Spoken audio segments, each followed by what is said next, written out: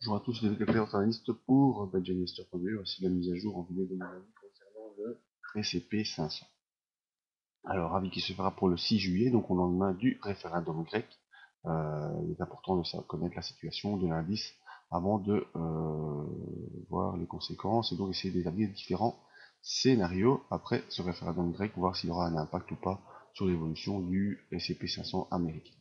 D'abord l'information sur les risques, parce que je ne suis pas là pour vous conseiller dans vos opérations. Le marché financier comporte des risques et c'est à vous d'évaluer vos propres risques.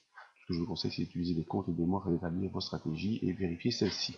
En stratégie à moi, c'est l'analyse des impulsions, une stratégie qui consiste à analyser les tendances et identifier les retournements pour essayer de les suivre, qui utilise différents outils dans le graphique, qui est une technique également que je peux vous enseigner. Alors sur notre plateforme MT4 en collaboration avec FXM, on voit l'évolution positive du S&P 500. Hein, c'était pas très marquant, mais on évoluait quand même en prenant des points hauts de plus en plus haut et des points bas de moins en moins bas. Les dernières semaines, on était resté coincé sous la résistance des 2130 points.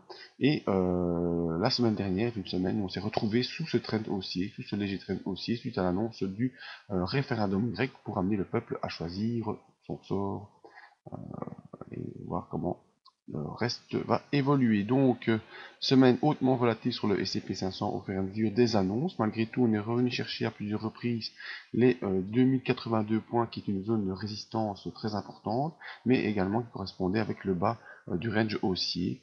On est resté coincé en tout ça, et même en fin de semaine, on a coincé sous la M7 qui est venue ici vraiment en résistance très importante.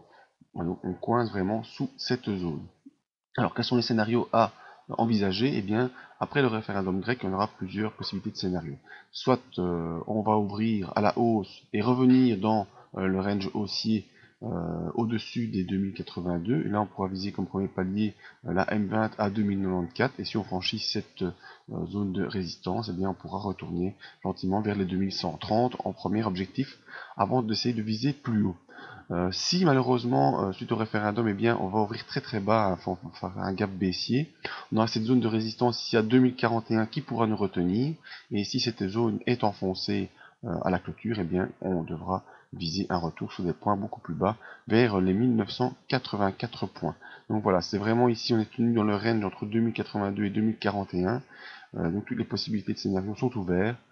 Si on ouvre en gap haussier, eh bien, première résistance, c'est la M20 2094 avant de viser les 2130 points et ensuite peut-être plus loin en expansion les 2152 sur le haut du range haussier. Et si malheureusement on va ouvrir en gap baissier, eh bien on aura les 2041 qui pourront peut-être nous retenir, et si ces 2041 ne nous retiennent pas, il faudra viser un retour vers les 1984. Donc ça c'est vraiment les deux scénarios possibles. Nous attendrons donc les résultats du référendum grec pour savoir quelle option choisir, et je vous donnerai rendez-vous également mardi matin pour voir quel scénario semble devoir se dessiner. Vous n'oubliez pas le retour sur le site internet, tous les moyens de me contacter si vous voulez des analyses ou si vous avez des questions sur l'analyse technique, il n'y a pas de souci, je vous y réponds, même si vous avez besoin d'un avis sur l'une ou l'autre valeur, mais je pense que le plus important est de venir sur le site podjainvestor.be et s'inscrire à la mailing list ici en bas de page pour ne rien rater des analyses, des informations et des liens de connexion pour les sessions live, sessions qui, je vous rappelle, aura lieu mardi. A tout bientôt.